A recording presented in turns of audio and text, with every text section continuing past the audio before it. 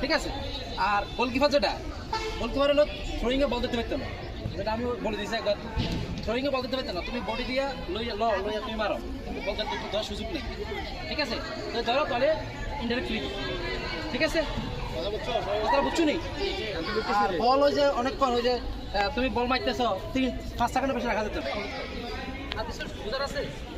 কিছু বলো বলো। হারাইছে মেহেদি।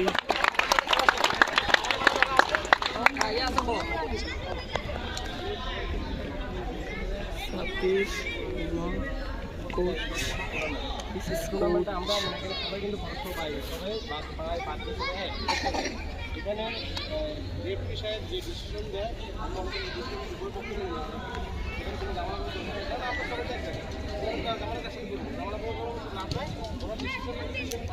আর কারাগার শেষ ডিসিশন